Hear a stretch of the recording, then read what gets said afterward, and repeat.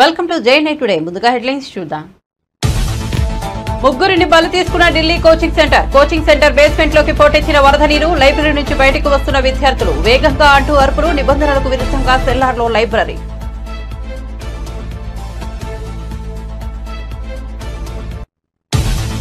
పదేళ్ల పాలనపై విరామం లేకుండా చర్చించేందుకు సిద్ధమన్న రేవంత్. విభజన బిల్లుపై పార్లమెంట్లో కేసీఆర్ ఏనాడు మాట్లాడలేదని సీఎం ధ్వజం. అక్రమంగా మహిళలపై కేసులు పెట్టిన పాపమే బీఆర్ఎస్ నేతలను వెంటాడుతోందని విమర్శ.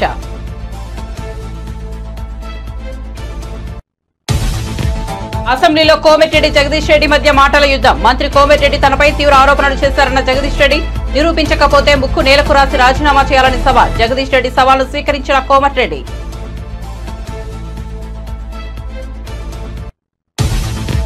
గన్నవరం నుంచి దేశంలోని 10 చోట్లకు విమానాలు. కేసీఆర్ చిన్న విడతకి సానుకూలంగా స్పందించిన కేంద్ర మంత్రి రామ్మోహన్ నాయుడు. గన్నవరం నుంచి వారణాసి, అహ్మదాబాద్ వంటి నగరాలకు విమానాలు. వీడియో సర్వే చేసిన రూట్లలో విమానాలు నడపాలన్న విజయవాడ ఎంపీ చిన్ని. ఏపీ రాజకీయాల్లో మరో సంచలనం. విజయమ్మతో టీడీపీ నేత జేసీ ప్రభాకర్ రెడ్డి భేటీ. హైదరాబాద్ లోని విజయమ్మ ఇంట్లో సమావేశం. ఆప్యాయంగా పలకరించుకున్న విజయమ్మ, ప్రభాకర్ రెడ్డి ఏం మాట్లాడుకున్నారన్న దానిపై సర్వత్రా ఉత్కంఠ. ప్రత్యేకంగా అభినందనలు తెలిపిన ప్రధాని. 0.1 పాయింట్ల తేడాతో రజతాన్ని కోల్పోయినా దేశం గర్వం పడేలా చేశామని ప్రశంసలు. మిగతా ఈవెంట్లలో కూడా రాణించాలని అభిలషించిన ప్రధాని మోదీ.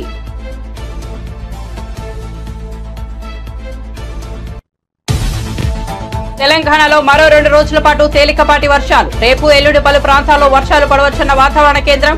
3 రోజుల పాటు జిల్లాలో బలమైన గాలులు వీచే అవకాశం ఉందని వెల్లడి. గంటకు 30 నుంచి 40 కిలోమీటర్ల వేగంతో గాలులు ఉంటాయన్న వాతావరణ కేంద్రం. ఇక వార్త వివరాల్లోకి వెళ్తే ఆంధ్రప్రదేశ్ రాజకీయాల్లో మరో సంచలనం నమోదైంది. వైసీపీ అధినేత వైఎస్ జగన్, ఏపీ కాంగ్రెస్ అధ్యక్షులు వైఎస్ షర్మిల తల్లి విజయమ్మతో జేసీ బ్రదర్స్ లో ఒకరైన టీడీపీ సీనియర్ నేత ప్రభాకర్ రెడ్డి సమావేశమయ్యారు. హైదరాబాద్ లోని విజయమ్మ ఇంట్లో ఈ సమావేశం జరిగింది. విజయమ్మను ఆప్యాయంగా పలకరించిన జేసీ ఆమె యోగక్షేమాలు అడిగి తెలుసుకున్నారు. ఇద్దరు ఆప్యాయంగా మాట్లాడుకున్నట్లు బయటకు వచ్చిన ఫోటోలను బట్టి తెలుస్తోంది. విజయమ్మ, జేసీ కుటుంబం మధ్య బంధుత్వం కూడా ఉండటంతోనే ప్రభాకర్ రెడ్డి ఆమెను కలిసినట్టు చెబుతున్నారు. ఇద్దరు చాలాసేపు భేటీ అయినప్పటికీ వారి మధ్య ఏం చర్చకు వచ్చిందన్న విషయాలు ఏమాత్రం తెలియరాలేదు. విజయమ్మ ఆరోగ్యం బాగాలేదన్న సమాచారంతోనే ఆమెను పలకరించేందుకు వెళ్లారని ప్రభాకర్ రెడ్డి అనుచరులు చెబుతున్నారు. ప్రభాకర్ రెడ్డి కూడా ఈ విషయంపై మాట్లాడకపోవడంతో వారి మధ్య ఏం చర్చకు వచ్చిందన్న అంశం ఉత్కంఠ రేపుతోంది. బీఆర్ఎస్ 10 ఏళ్ల పాలనపై విరామం లేకుండా సభలో చర్చించేందుకు తాము సిద్ధంగా ఉన్నామని సీఎం రేవంత్ రెడ్డి సవాల్ విసిరారు. విద్యుత్ వధుపై చర్చ సందర్భంగా సీఎం మాట్లాడారు. రాష్ట్ర విభజన బిల్లుపై పార్లమెంట్లో కేసీఆర్ ఏనాడు పెదవి ఇప్పలేదని ధ్వజమెత్తారు. అక్రమంగా మహిళలపై కేసులు పెట్టిన పాపమే బీఆర్ఎస్ నేతలను వెంటాడుతోందని, అందుకే వారి ఆడబిడ్డలు జైలుకు వెళ్లాల్సి వచ్చిందని ఆరోపించారు. మీరు పదవుల కోసము పెదవులు మూసుకొని రాజశేఖర రెడ్డి మంత్రి పదవి ఇస్తే రాజశేఖర రెడ్డి దగ్గర ఊడిగం చేసింది మీరా మాకొచ్చి మా చిత్తశుద్ధిని ప్రశ్నించేది.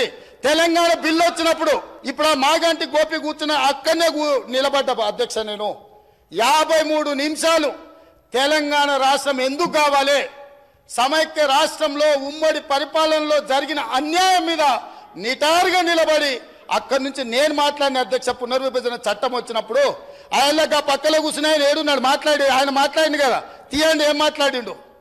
నేను మాట్లాడింది తీయండి అధ్యక్ష.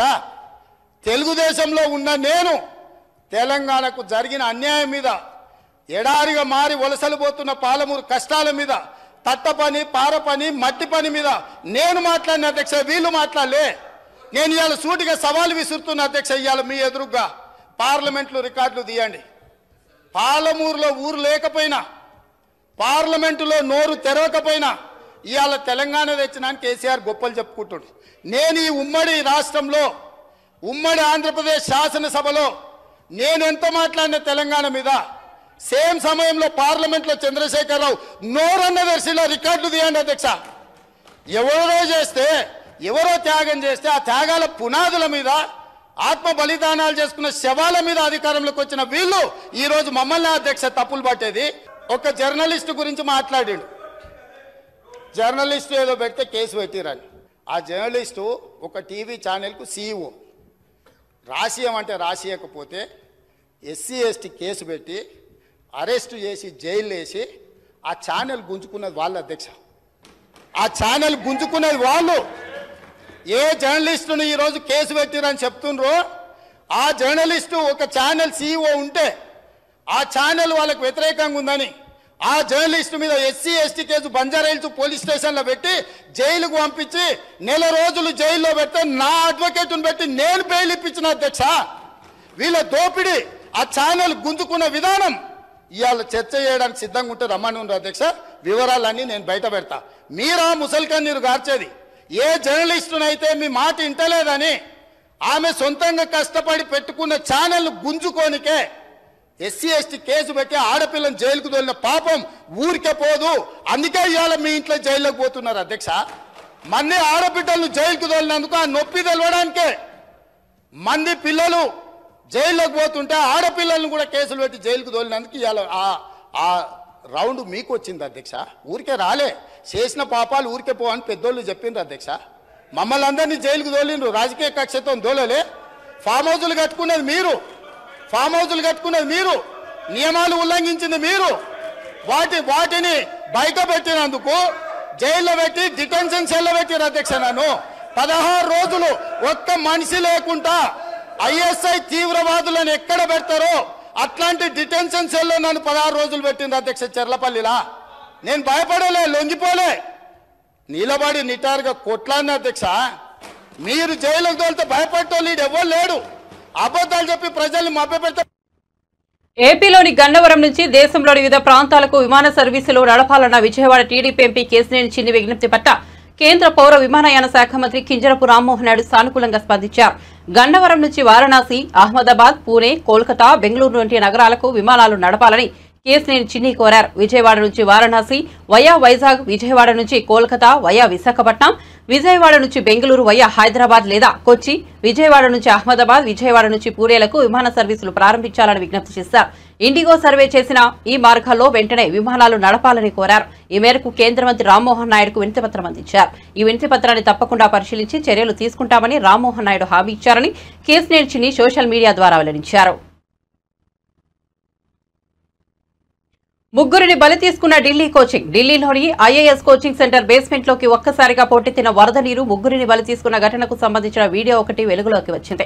నిబంధనలకు విరుద్ధంగా బేస్మెంట్ లో నిర్వహిస్తున్న లైబ్రరీలో ఉన్న విద్యార్థుల్లో ముగ్గురు వరద నీటిలో చిక్కుకుని ప్రాణాలు విడిచారు. వీరిలో తెలంగాణలోని మంచిర్యాల జిల్లాకు చెందిన తానియా సోని కూడా వీరిలో ఉన్నారు. తాజాగా వెలుగులోకి వచ్చిన వీడియోలో వరద నీరు ఉధృతంగా బేస్మెంట్ లోకి దూసుకెళ్తోంది. దీంతో భయపడిన విద్యార్థులు బేస్మెంట్ నుంచి బయటకు వస్తూ త్వరగా కింద ఇంకా ఎవరైనా ఉన్నారా అనడం వీడియోలో వినిపిస్తోంది. 7 గంటల రెస్క్యూ ఆపరేషన్ తర్వాత తానియా సహా శ్రేయ యాదవ్, నవీన్ టెల్విన్ మృతదేహాలను వెలికితీశారు. బేస్మెంట్ నుంచి నీరు బయటకు వెళ్లే అవకాశం లేకపోవడమే ఈ ప్రమాదానికి కారణమని Delhi fire service chief Atul Garg తెలిపారు. భవనం నిర్మాణంలోనూ నిబంధనలు ఉల్లంఘించినట్లు తేలింది. ప్రస్తుతం లైబ్రరీగా ఉపయోగిస్తున్న బేస్మెంట్ ను స్టోర్ రూమ్ గా ఉపయోగించుకుంటామని అనుమతులు తీసుకుంటున్నట్లు ఢిల్లీ మున్సిపల్ కార్పొరేషన్ చెబుతోంది. అలాగే అగ్నిమాపక శాఖ నుంచి నో అబ్జెక్షన్ సర్టిఫికెట్ కూడా తీసుకోలేదని వెల్లడైంది. ఈ ఘటనపై కేసు నమోదు చేసుకున్న పోలీసులు రౌస్ స్టడీ సర్కిల్ యజమాని అభిషేక్ గుప్తా, కోఆర్డినేటర్ జైస్పాల్ సింగ్ ను అరెస్ట్ చేశారు. దీనిపై ఢిల్లీ ప్రభుత్వ న్యాయ విచారణకు ఆదేశించింది.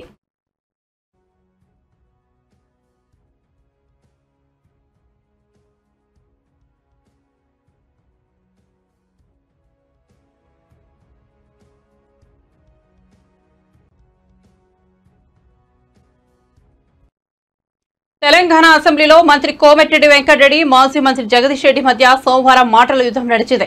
జగదీష్ రెడ్డిపై మంత్రి తీవ్ర ఆరోపణలు చేశారు. ఈ ఆరోపణలపై జగదీష్ రెడ్డి తీవ్రంగా స్పందించారు. లిక్కర్ కేసులో ఉన్నానని, ఇంకేదో చేశానని కోమటిరెడ్డి తనపై తీవ్ర విమర్శలు చేశారని, వాటిని నిరూపిస్తే తాను దేనికైనా సిద్ధమన్నారు. కోమటిరెడ్డి మాట్లాడిన ప్రతి అక్షరం రికార్డుల నుంచి తొలగించాలని స్పీకర్ను కోరారు. కోమిరెడ్డి చేసిన ఆరోపణలో ఏ ఒక్కటి నిరూపించినా సభలో ముక్కు నేలకు రాసి రాజీనామా చేసి వెళ్లిపోతానన్నారు. తాను రాజీనామా చేశాక తిరిగి ఇక రాజకీయాల్లోకి రానని స్పష్టం చేశారు. తనపై చేసిన ఆరోపణలు నిరూపించకపోతే కోమిరెడ్డి ముఖ్యమంత్రి ముక్కు నేలకు రాయాలని సవాల్ విసిరారు. వారు రాజీనామా కూడా చేయాలన్నారు. సార్ ఒక్కటే నిమిషం నేను చెప్తాను. లేదు నేను ఛాలెంజ్ చేస్తా ఉన్నా. ఆయన చెప్పిన దాంట్లో ఆయన నన్ను గురించి ఏదైతే వ్యక్తిగతంగా మాట్లాడిండో, ఏదో తడిపారు చేసిందని, ఏదో లెక్కర్ కేసులో ఉన్నాని, అందులో ఒక్కటి రికార్డు చూపించినా నేను ఇదే సభలో ముక్కు నేలకు రాసి రాజీనామా చేసిపోతా, రాజకీయాలకు రాను. ఆయన ముఖ్యమంత్రి ఇద్దరు చేయాలి, ముక్కు నేలకు రాయాలి, రాజీనామా చేయాలి ఇద్దరు. ఒకటి నిరూపించకపోయినా నేను దానికి సిద్ధంగా ఉన్నా. మరొకసారి చెప్తున్నా, ఆయన మాట్లాడిన దాంట్లో ఒక్క దాంట్లోనైనా నిరూపించకపోతే ఆయన ముఖ్యమంత్రి, ఆయన ఇద్దరు 3 నెలలకు రాసి రాజీనామా చేసిపోవాలి రాజకీయాల నుంచి. నేను అడిగున్నా దీని మీద నిలబడాలి అధ్యక్ష, దీని మీద నిలబడాలని చెప్తా ఉన్నా. అయితేనేమో రికార్డు నుంచి తీసేయండి చెత్త మాటల్ని. లేదు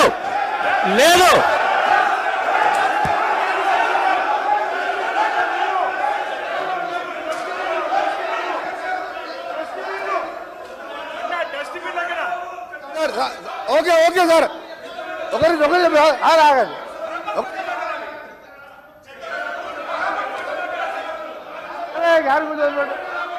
సార్ మా గౌరవ సభ్యుడు చెప్పినట్టు, నేను చెప్పిన మర్డర్ కేసులలో అతని పేరు 16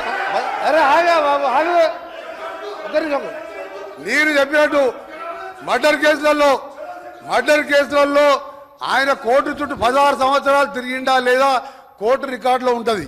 రెండవది దోసపాటి గోపాల్ అనే మాజీ శాసనసభ్యుడు బర్గులో దొంగతనం కేసు, అలాగే దొంగ మంది అందరూ నేను ఆయన ఛాలెంజ్కు సిద్ధం చేస్తున్నా. ఇది నిరూపిస్తా, లేకపోతే నా మంత్రి పదవికి ఎమ్మెల్యేకి రాజీనామా చేసి బయటికి వెళ్ళిపోతా. తన సుదీర్ఘమైన అనుభవంతో సంపద సృష్టిస్తానని చెప్పిన ముఖ్యమంత్రి చంద్రబాబు నాయుడు ఇప్పుడు హామీలపై 4 మడతలేస్తున్నారని డిప్యూటీ సీఎం పవన్ కూడా మౌనంగా ఉండిపోయారని వైఎస్ఆర్సీపీ మాజీ ఎమ్మెల్యే టీజీఆర్ సుధాకర్ బాబు మండిపడుతున్నారు. సోమవారం ఉదయం తాడేపల్లిలోని పార్టీ కేంద్ర కార్యాలయంలో ఆయన మీడియాతో మాట్లాడారు. ఈ ఇచ్చిన సూపర్ 6 అమలు పరచలేరని వైఎస్ఆర్ కాంగ్రెస్ పార్టీ ఎన్నికల ముందు రాష్ట్ర ప్రజలకు చెప్తుంటే, అమలు పరిచి తీరుతాను నాది గ్యారంటీ అని చంద్రబాబు నాయుడు గారు, వారికి మద్దతుగా పవన్ కళ్యాణ్ గారు చెప్పారు. ఇప్పుడు అసెంబ్లీలో ఏం చెప్పారు? ఆ సూపర్ 6 చూస్తుంటే నాకు భయం వేస్తుంది అన్నాడు. ఎంత దారుణమైన స్టేట్మెంట్! ఒక 40 సంవత్సరాల పైచీలకు అనుభవం కలిగిన ఒక రాజకీయ సీనియర్ నాయకుడు ముఖ్యమంత్రి స్థానంలో కూర్చొని ఏ సూపర్ 6 చెప్పి మీరు అధికారంలోకి వచ్చారో, ఏ సూపర్ 6 అమలు పరుస్తాను నాది గ్యారంటీ అని మీరు మాటిచ్చారో, ఏ సూపర్ 6ను చూసి అమాయకులైన ఆంధ్ర రాష్ట్ర ప్రజలు మీకు ఓట్లేసి గెలిపించారో, ఆ సూపర్ 6 చూస్తే మీకు భయం వేస్తుంది అని మీరు స్టేట్మెంట్ ఇచ్చారంటే మిమ్మల్ని మేము ఏమనాలి? ఇప్పుడు నమ్మక ద్రోహం చేశారనాలా? ఏరు దాటాక తెప్పను తగలబెట్టిన సంధానంగా ఉంది మీ పరిపాలన అని చెప్పానాలా? మీ నాలుక మడతపడుతుందని చెప్పానాలా? లేదా సహజ సిద్ధంగానే ఎన్నికలకు ఒక చంద్రబాబు నాయుడు గారు, ఎన్నికలు అయిపోయిన తర్వాత ఇంకొక చంద్రబాబు నాయుడు గారు ఆటోమేటిక్ గా వస్తారని గత చరిత్రని పునరావృతం చేశారని మేము భావించాలని ఈ రోజున మేము అడుగుతున్నాం. జగన్మోహన్ రెడ్డి ఏమైనా తన జేబుల్లోంచి తెస్తున్నాడా? మేమిచ్చే కూడా ప్రజలకు మేమిచ్చే తీరుతాము, ఖచ్చితంగా అమలు పరిచి తీరుస్తాము. సంపదను సృష్టించే ఆలోచనలు నా దగ్గర చాలా ఉన్నాయి. సంపదను ఆంధ్ర రాష్ట్రానికి, రాష్ట్ర ఖజానాకు సంపద ఎలా సృష్టించాలో నా బుర్ర నిండా బొచ్చడన్ని ఆలోచనలు ఉన్నాయి, నాకు అనుభవం ఉంది. నేను నా ఆర్థిక నిపుణ్యాన్ని వారు చెప్పుకొని అధికారంలోకి వచ్చారు. ఇప్పుడు ఆ హామీలన్నీ గోవిందా, ఉచిత ఇసుక గోవిందా, తల్లి వందనం గోవిందా, ఖరీఫ్ సీజన్ మొదలైంది, రైతులకు ఇస్తానన్న రైతుల సాయం గోవిందా, బిడ్డలకు ఇచ్చే స్కూల్ కిట్లకు సంబంధించి ఈ రోజు వరకు ఇంకా స్కూళ్ళలోకి అందలేదు, అవి గోవిందా. కానీ ఒకటి మాత్రం చంద్రబాబు నాయుడు గారు ఖచ్చితంగా ఇచ్చిన మాట ప్రకారం అమలు పరుస్తున్నారు. దాని పేరే రెడ్ బుక్. ప్రజల సంక్షేమానికి, అభివృద్ధికి ఇచ్చిన హామీలేమో పోయినాయి, బంగాళాఖాతంలో కలిసిపోయింది. కానీ వారి కుమారుడు కనుక అమలు పరుస్తున్న ఏకైక ఖచ్చితమైన పథకం ఈ ఆంధ్ర రాష్ట్రానికి దక్కిన బహుమతి ఏంది అని అంటే రెడ్ బుక్ రాజ్యాంగం. అది అమలు పరచడానికే వారు తెలుగుదేశం పార్టీ వారు, జనసేన పార్టీ వారు, బీజేపీ వారు అధికారంలోకి వచ్చారు. ఆ రెడ్ బుక్ రాజ్యాంగం ఏంటో తెలుసా మిత్రులారా? పక్కవాడిని కొట్టడం, పక్కవాడిని దౌర్జన్యంగా బజారుకి ఇడ్చడం, ఒక ఆర్మీ జవాన్ లాంటి ఉన్నతమైనటువంటి వ్యక్తుల యొక్క ఇళ్లను అన్యాయంగా కూల్చివేయటం, ఒక రాష్ట్ర పార్టీకి సంబంధించిన కేంద్ర కార్యాలయాన్ని తెల్లవారుజామున రాజ్యాంగానికి వ్యతిరేకంగా, కోర్టు తీర్పులకు వ్యతిరేకంగా కూల్చివేయటం, ఓ మాజీ ముఖ్యమంత్రి గారి యొక్క రక్షణని అవహేళనగా మాట్లాడటం, వారి ఇంటి చుట్టూరా అల్లరి మోకలను పంపించి అల్లరి చేయించటం, ప్రతిరోజు జగన్మోహన్ రెడ్డి గారి వ్యక్తిత్వ హననం చేయటం, జగన్మోహన్ రెడ్డి గారి మీదకి వారి చెల్లెల్ని ఉసిగొల్పడం, ఇలా జగన్మోహన్ రెడ్డి గారిని సింగిల్గా ఎదుర్కోవటానికి బీఆర్ఎస్ అధినేత కేసీఆర్ అసెంబ్లీకి ఎందుకు రావడం లేదో చెప్పాలని, సభకు రాని ఆయనకు ఇంకా ప్రతిపక్ష హోదా ఎందుకని కాంగ్రెస్ ఎమ్మెల్యే రాజగోపాల్ రెడ్డి ఆగ్రహం వ్యక్తం చేశారు. అసెంబ్లీలో ఆయన మాట్లాడుతూ వ్యాఖ్యలు చేశారు. 10 ఏళ్లు అధికారంలో ఉన్న బీఆర్ఎస్ నేడు ప్రెస్ మీట్లు పెట్టి ప్రభుత్వాన్ని విమర్శిస్తోందని మండిపడ్డారు. నష్టాల్లో కూరుకుపోయిన డిస్కంలను లాభాల్లోకి తీసుకొచ్చే ప్రయత్నాలు చేస్తున్న తమకు ప్రశంసించకపోగా తిరిగి నిందలు వేయడం సరికాదన్నారు. కరెంటు కష్టాలు లేకుండా కాపాడేందుకు ఆలోచన చేసిన విషయం అధ్యక్ష. అటువంటిది ఈరోజు అధ్యక్ష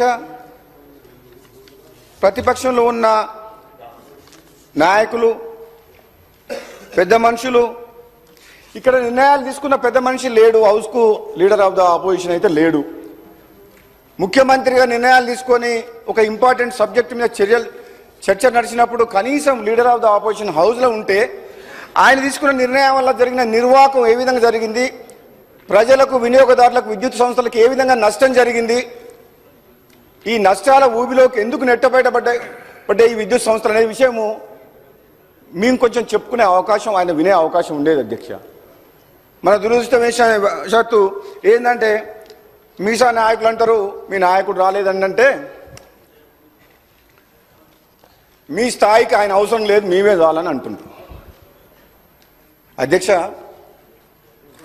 వీళ్ళ స్థాయి ఏందో 10 ఏళ్లలో కేసీఆర్ గారు ముఖ్యమంత్రిగా ఉన్నప్పుడు వీళ్ళ స్థాయి ఏంది, మంత్రులు, ఎంపీలు, అధికారుల మాట ఎవరైనా విన్నారా అధ్యక్ష?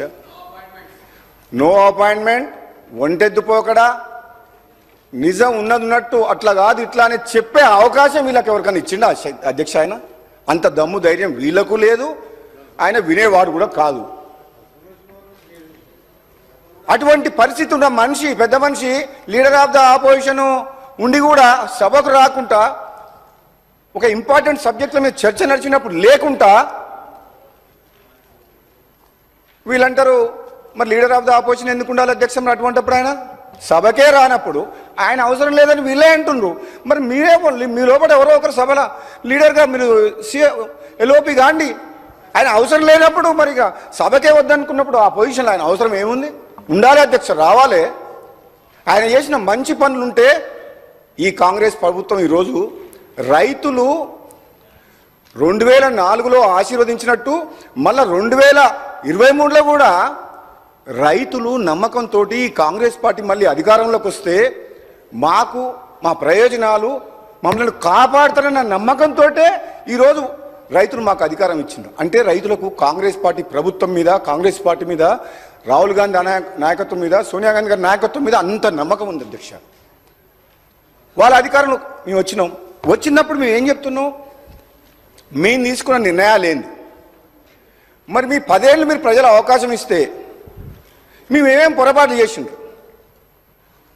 ఒకవేళ పొరపాట్లు చేసిన దాని మీద కూడా ముఖ్యమంత్రి గారు కూడా కమిషన్ ఏర్పాటు చేసిండ్రు. మళ్ళీ సుప్రీంకోర్టు ఇన్వాల్వ్ అయ్యి కొత్త జడ్జిని అపాయింట్ చేయమన్నారు. ఎంక్వైరీలు చేస్తున్నాం. కానీ మేము చెప్పే మంచిది ఏదైనా ఉంటే, మీ సూచనలు కూడా మీరు ఏదైనా మంచి చెప్తే మీరు వినండి, ఓపికతోటి సమర్థించండి, సపోర్ట్ చేయండి. యాజ్ ఏ అపోజిషన్గా ప్రజలకు మేలు చేసే విషయంలో, కరెంటు విషయంలో, ఇటు విద్యుత్ అనేది డొమెస్టిక్ కావచ్చు, ఇండస్ట్రియల్ కావచ్చు, కమర్షియల్ కావచ్చు, అగ్రికల్చర్ కావచ్చు, 4 సెక్టార్లని కాపాడాల్సిన బాధ్యత ఈ ప్రభుత్వం మీద ఉంది. కరెంటు లేని 10 నిమిషాలు కూడా ఉండలేము. గంట సేపు నీళ్ళు లేకుండా ఉండగలుగుతాం అధ్యక్ష. ఈ హౌస్ కూడా 10 నిమిషాలు కూడా, 5 నిమిషాలు కూడా నడవదు అధ్యక్ష కరెంట్ లేకపోతే. మనం ఏ పని ముందుకు పోలేము. అటువంటి కరెంటు విషయంలో మీరు తీసుకున్న నిర్ణయాల విషయంలో మీరు ఏదన్నా చెప్తే కొంచెం ఫ్రస్ట్రేషన్ ఉండకండి.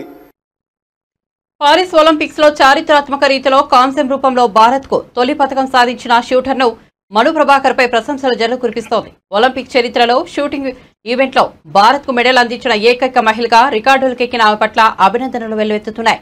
నేరుగా ప్రధానమంత్రి నరేంద్ర మోదీ కూడా ఫోన్ కాల్ చేసి ప్రత్యేక అభినందనలు తెలియజేశారు. नमस्ते, मैं प्रधानमंत्री जी की कार्यालय से बोल रहा हूँ. प्रधानमंत्री जी बात करके मैं दे रहा हूँ. जी नमस्ते सर.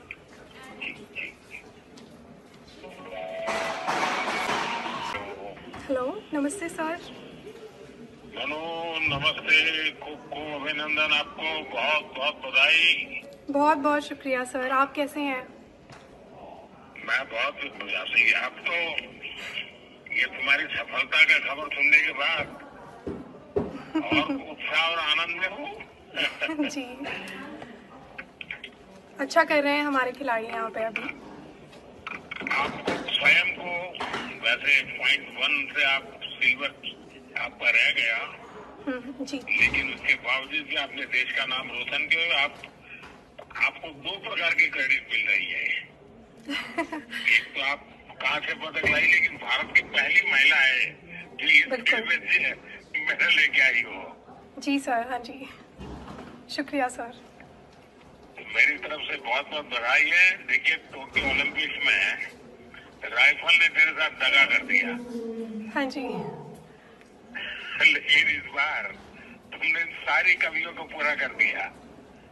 बिल्कुल सर, अभी और भी मैचेस हैं आगे, तो उनमें भी उम्मीद रहेगी कि अच्छा करूँ मैं। मुझे पक्का विश्वास है आगे की मैचेस भी बहुत अच्छा करोगी आप, क्योंकि ये बिगिनिंग इतना अच्छा है, उसके कारण तुम्हारा उत्साह भी बढ़ेगा, आत्मविश्वास भी बढ़ेगा।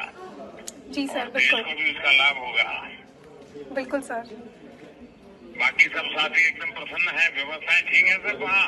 सब बहुत खुश हैं सर, और अभी नमस्ते भी कह रहे हैं आपको। हाँ। हमने भी कोशिश की है कि वहाँ जितना ज्यादा सुविधाएं मिले, सब हमारे खिलाड़ियों को खेल की दृष्टि से जो कंफर्ट चाहिए सब देने का प्रयास तो किया है।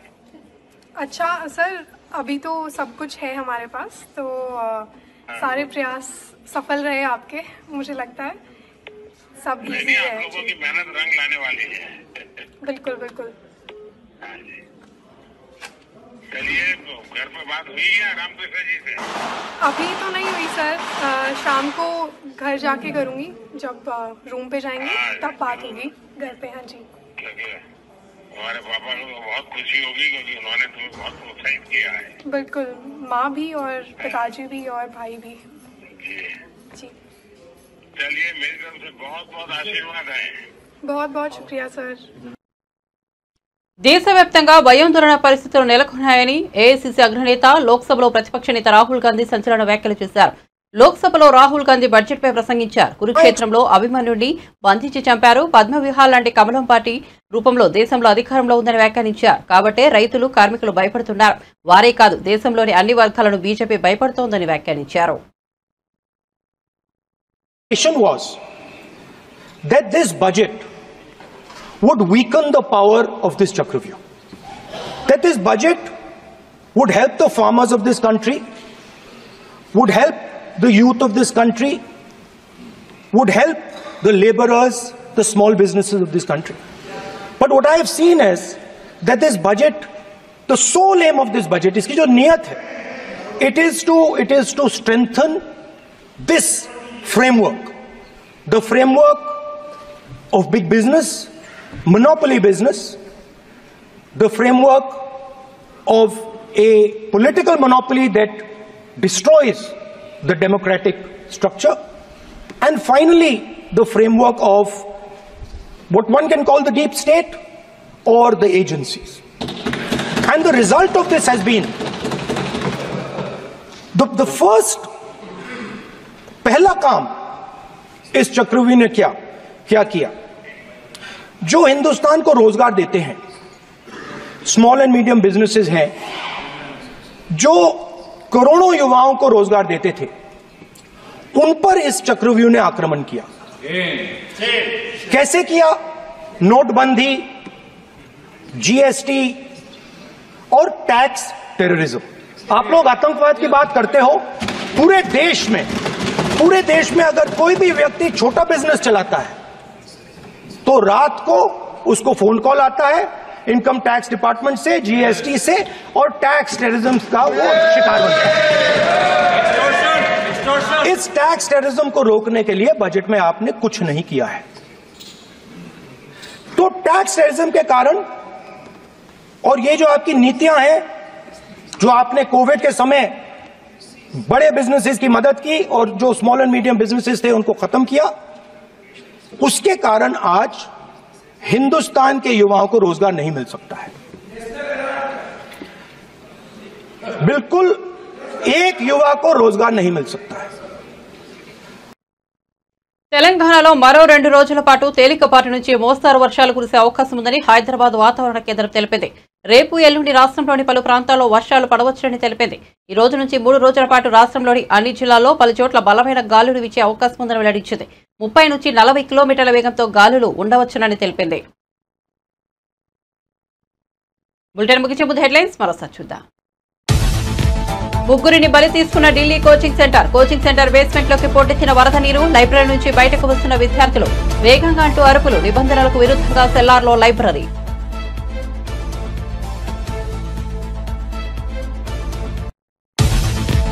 పదేళ్ల పాలనపై విరామం లేకుండా చర్చించేందుకు సిద్ధమన్న రేవంత్, విభజన బిల్లుపై పార్లమెంట్లో కేసీఆర్ ఏనాడు మాట్లాడలేదని సీఎం ధ్వజం. అక్రమంగా మహిళలపై కేసులు పెట్టిన పాపమే బీఆర్ఎస్ నేతలను వెంటాడుతోందని విమర్శ.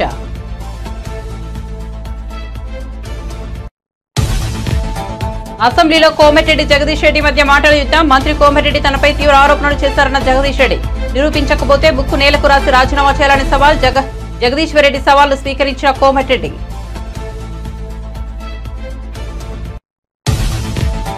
గన్నవరం నుంచి దేశంలోని పలు చోట్లకు విమానాలు. కేసీఆర్ చిన్ని విడతకి సానుకూలంగా స్పందించిన కేంద్ర మంత్రి రామ్మోహన్ నాయుడు. గన్నవరం నుంచి వారణాసి, అహ్మదాబాద్ నగరాలకు విమానాలు. ఈడీఓ సర్వే చేసిన రూట్లలో విమానాలు నడపాలన్న విజయవాడ ఎంపీ చిన్ని. ఏపీ రాజకీయాల్లో మరో సంచలనం. విజయమ్మతో టీడీపీ నేత జేసీ ప్రభాకర్ రెడ్డి భేటీ. హైదరాబాద్ లోని విజయమ్మ ఇంట్లో సమావేశం. ఆప్యాయంగా పలకరించుకున్న విజయమ్మ, ప్రభాకర్ రెడ్డి ఏం మాట్లాడుకున్నారన్న దానిపై సర్వత్రా ఉత్కంఠ. ప్రత్యేకంగా అభినందనలు తెలిపిన ప్రధాని. 0.1 పాయింట్ల తేడాతో రజతాన్ని కోల్పోయినా దేశం గర్వం పడేలా చేశామని ప్రశంసలు. మిగతా ఈవెంట్లలో కూడా రాణించాలని అభిషించిన ప్రధాని మోదీ.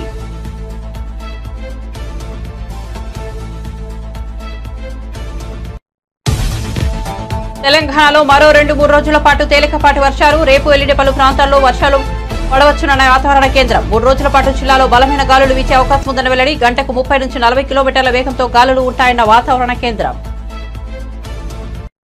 మరిన్ని అప్డేట్స్ కోసం చూస్తూనే ఉండండి జై9 టుడే.